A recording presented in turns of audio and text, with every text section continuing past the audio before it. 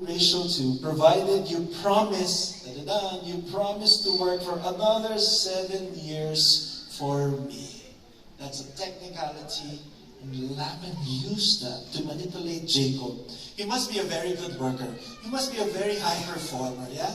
He must be a very cherished person in the industry of that place, that he was able, Laban was scheming enough, cunning enough to say, come work for me for another 7 years. And what did Jacob do? He did. Because of love. He did. He worked for Laban for another 7 years, for a total of 7 plus 7, 14 years. And, again, in that ancient culture, multiple wives were allowed at that time. That's another story to preach on another time, not at this time. But in the next 20 years, Jacob and his father-in-law, Laban, they would continue to deceive each other, wrestle with one another many, many ways. What a horrible relationship. Kawai-kawai, anybody could feel that in your in-laws? Not mine. Not that? No.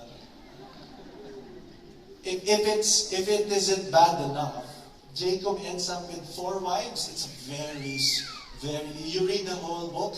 And remember, by the way, this is not going to be taken literally. It's not a historical book. It's not history. It's a literary piece. It's literature. Don't take it literally. Okay? You can read it not literally, but literarily. It's a literature book. So let's dive in, break down into pieces, and let's get the essence, not on the word-per-word piece that you are usually looking into any work of words put together. Are you there with me?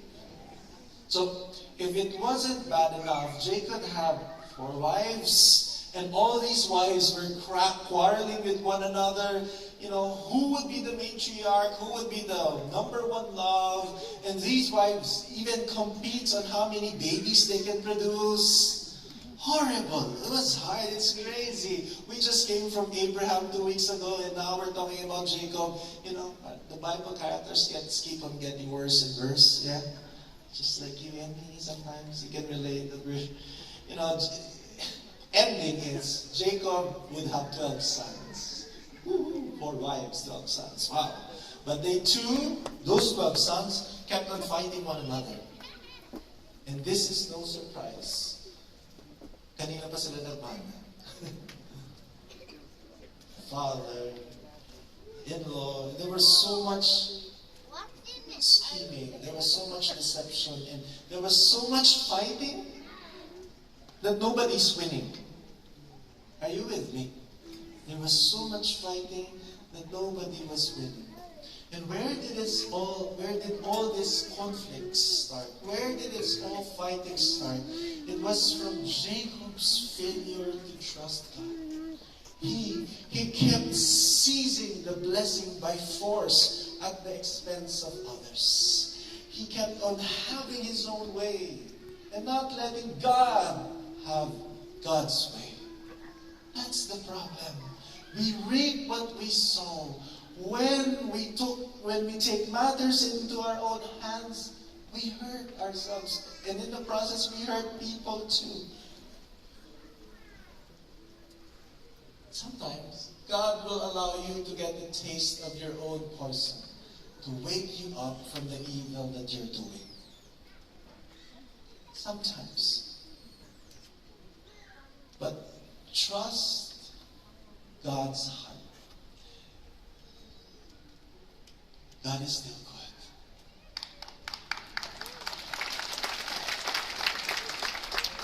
God is still in charge.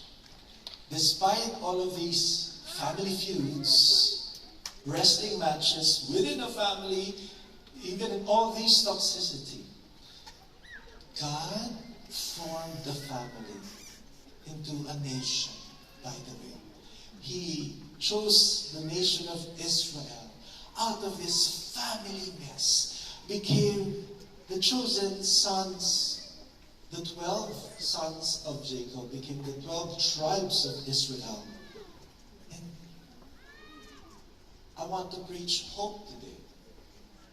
the hope is, even if you are in a mess, God is working through you, with you, and in you, even through the good, the bad, and the ugly.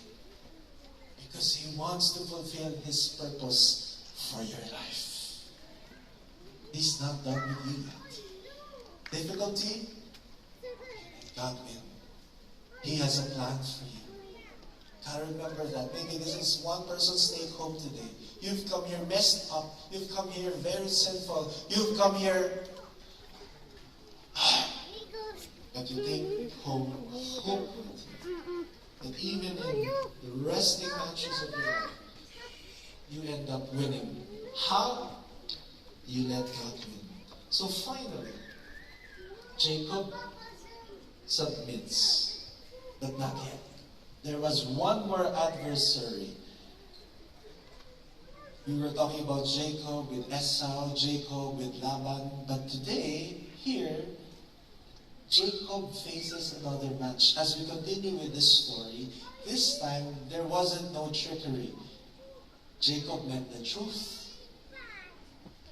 And this is one of the strangest stories in the Bible. So come with me and let's read what happens from Genesis 32, verse 24 to 25.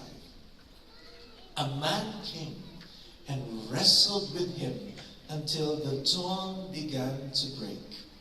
When the man saw that he could not win the match, he touched. Everybody say touched. He touched Jacob's hip and wrenched it out of his socket. Who is this man? What does this wrestling match mean? At the end of the story, it is in the astounding turn of events, we will see that this man turns out to be God Himself. Jacob wrestled with God. Wild. If this was in now terms, this is like the grandest wrestling match of all time. Better than Stone Cold Steve Austin, more than anything else. What does this wrestling mean? Again, it's literature, not to be taken literally. And what does this wrestling mean? So let's face it, it's not easy to deal with God.